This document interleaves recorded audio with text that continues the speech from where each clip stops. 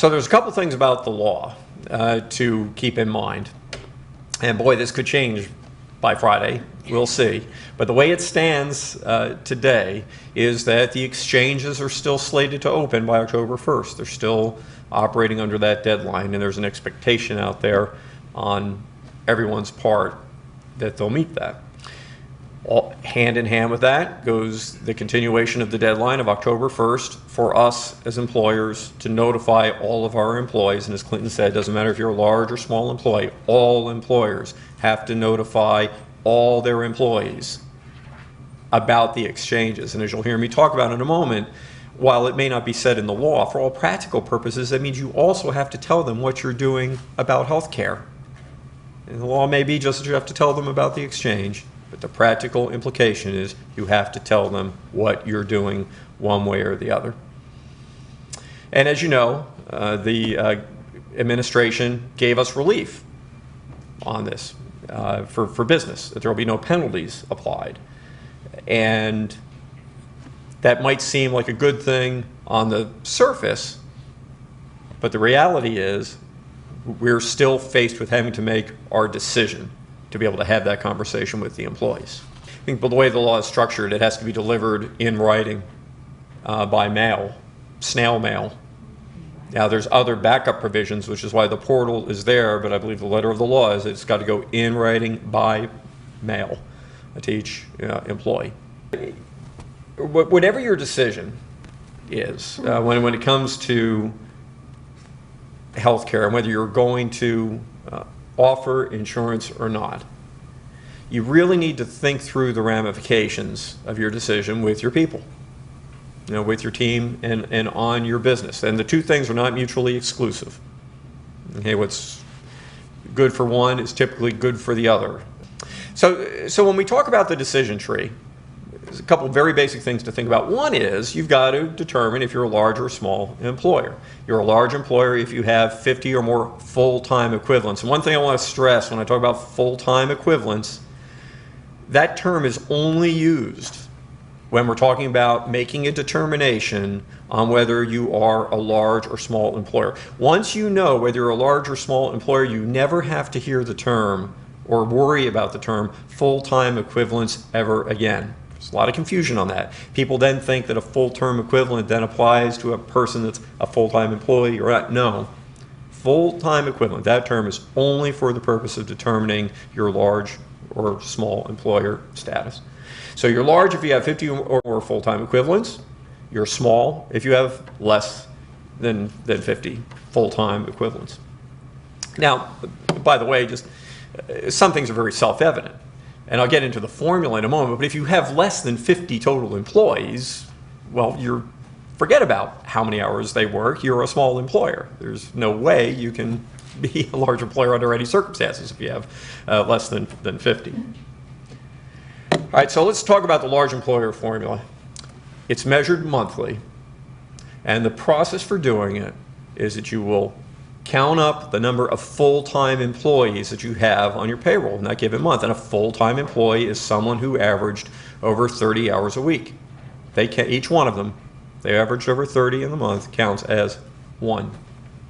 Then you're going to segregate. You're going to take their pool of hours that they worked in total. You're going to set that aside. You're going to look at all your other employees that worked, your part-timers that worked less than 30. And you are going to tally up their total number of hours worked. And you're going to divide it by 120. And you're going to add that to your number of actual full-timers. Those two numbers added together, that's your full-time equivalent total. If it's above 50, you're large. If it's below, you're small. Now, the delay in the employer mandates simplified one thing, and that's that you don't have to make this determination now until you get to the end of 2014. So when you run the calculation, you're going to do it on your payroll for the entire year. When we were looking at having to do it for this year, it was a little more complicated.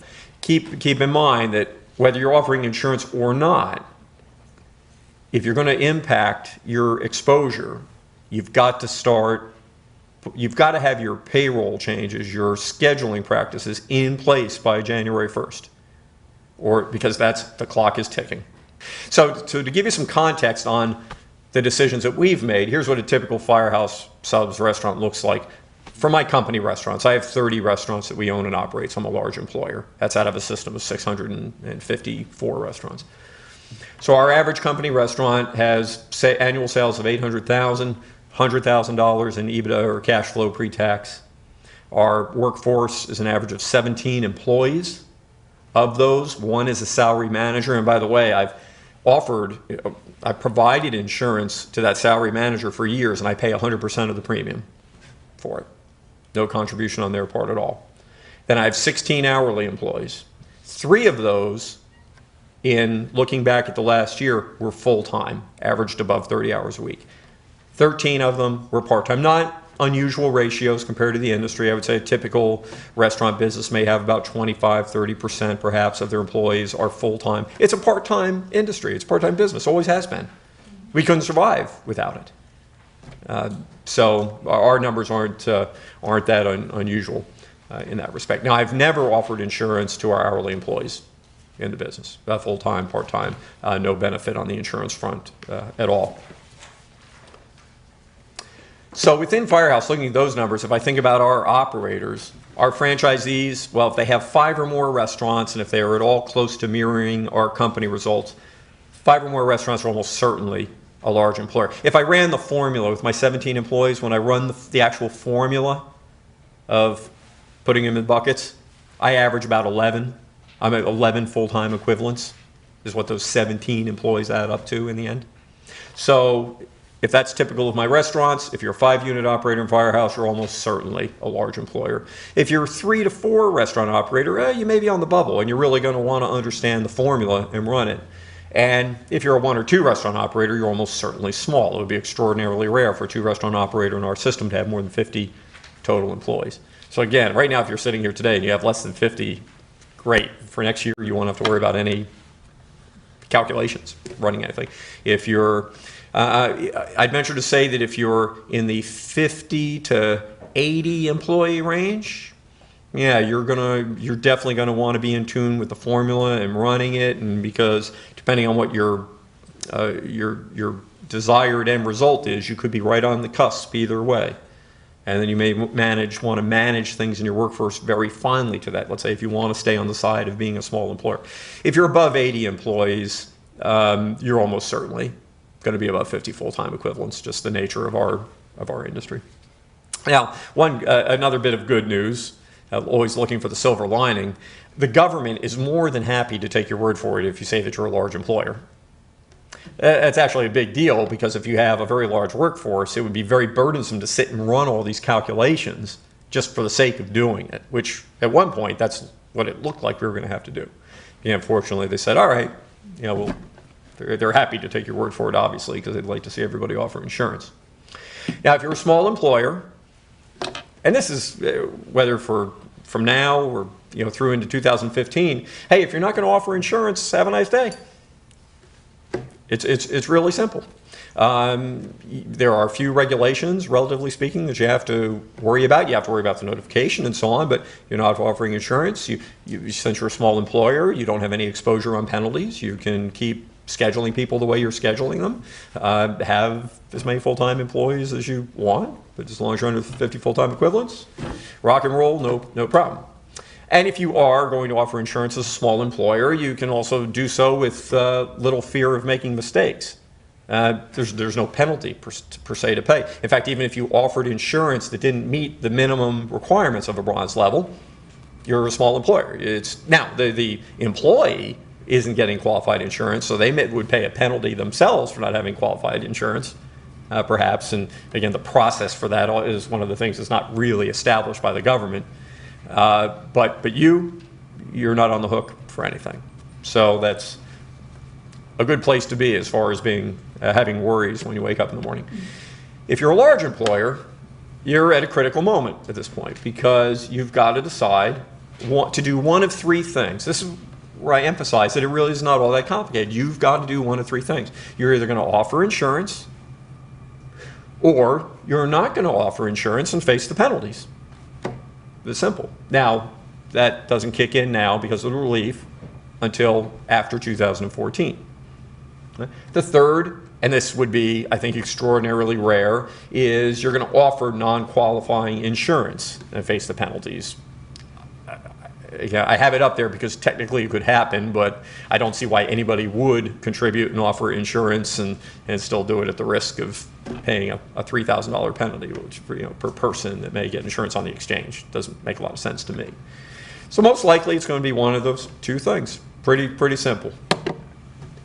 The penalties, again now, this wouldn't be until after 2014, but if you don't offer insurance, you're going to pay a $2,000 penalty for every full-time employee that you have, but you get an exemption for the first 30. So if you have less than 30 individuals who are under 30 hours a week, you can keep scheduling them, you can keep doing what you're doing, not offer insurance, and you won't pay a price for it in terms of penalty. The penalty then is paid for every employee above 30. So if you have 32 employees and you don't offer insurance, you're going to pay a total of a $4,000 penalty. You're only paying for the two above the 30. So free pass on the first 30. Of course, you may wish to avoid the penalty, or this is very important, you may need to avoid the penalty because honestly, if you don't have the cash flow and you can't afford to get the insurance, you can't afford to do it. There's an seems to be an inherently faulty assumption on the part of the government, which is just because you're a large employer, you're profitable. And we all know, of course, that's not the case. Famously, in some instances. My gosh, the government should know that well enough just from dealing with the auto manufacturers and bailing them out. Right? So you may need to, for all practical purposes, you may not be able to offer insurance, and you've got to avoid the penalty because incurring the penalty may be the difference between being in business or being out of business. So it's simple. You've only got really one option if you're in that boat, and that's that you don't have more than 30 full-time employees.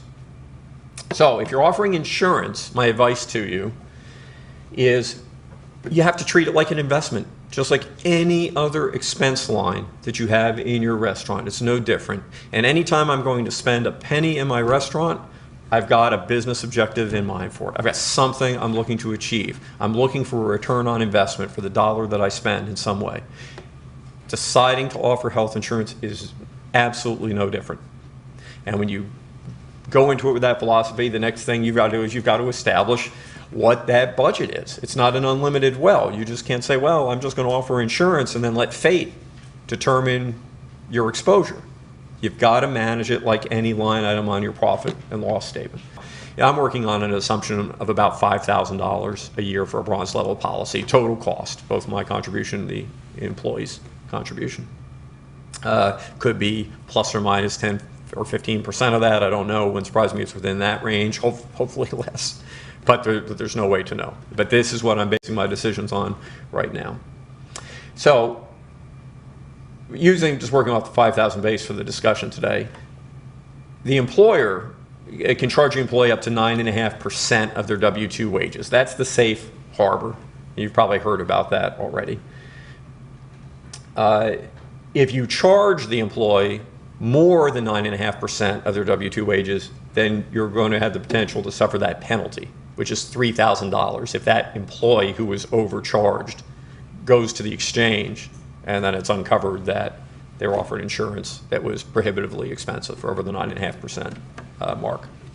Now think about it from the employee's perspective, especially if they don't have insurance currently and they didn't want insurance, but they feel compelled because it's the law or that they're going to suffer a penalty that they're going to get it.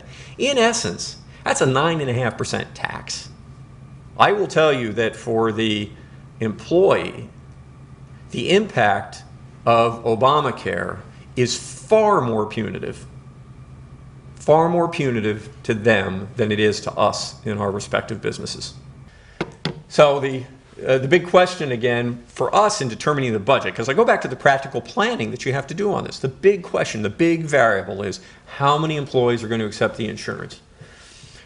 There's no finite number on this, but gosh, I've talked to a lot of operators and I've had a lot of my own experience in the industry and with other brands as well that have offered insurance to hourly employees.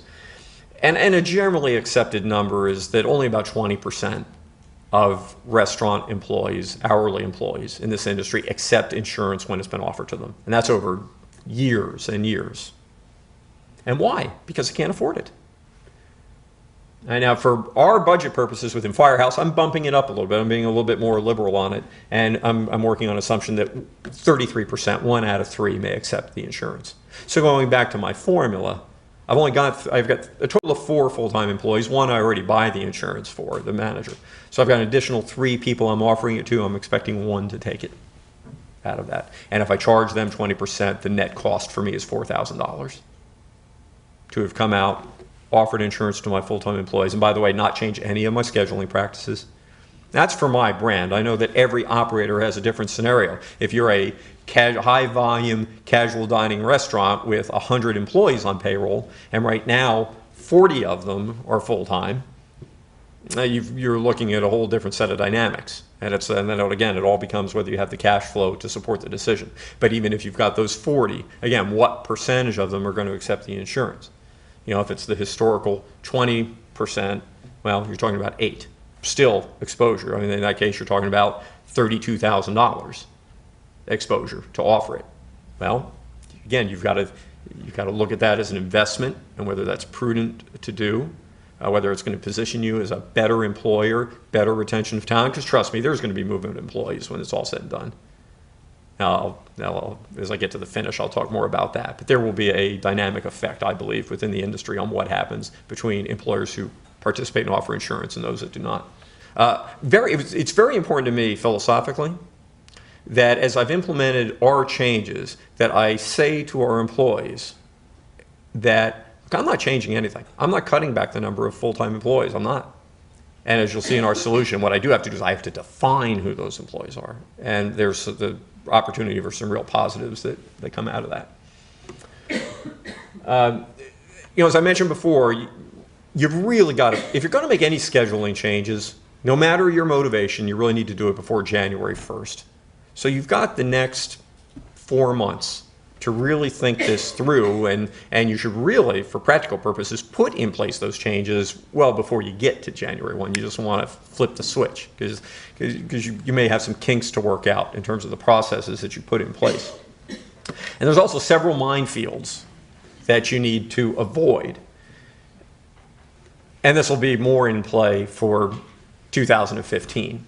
But you really have to avoid drifting of employees' hours. If you have people indiscriminately going above and below 30 hours, I mean, if you don't know who your full-time employees are and who your part-time employees are, or more importantly, who they are going to be, then you've got unbudgeted risk. And you can't manage your business that way. If you did it with any other aspect of your business, you would call it foolishness. So you've really got to be able to control that variability. You've got that unbudgeted risk potential. The other minefield is if you find that your managers or you yourself are going in and you're cutting employees' hours due to poor planning. It will also open you, depending on the laws in your state, probably to partial unemployment claims. They will go in and say, hey, you've reduced my hours for a business reason. I've got this track record is established. This is where I've been, and you've drastically reduced it down, and they'll win, and they'll get it.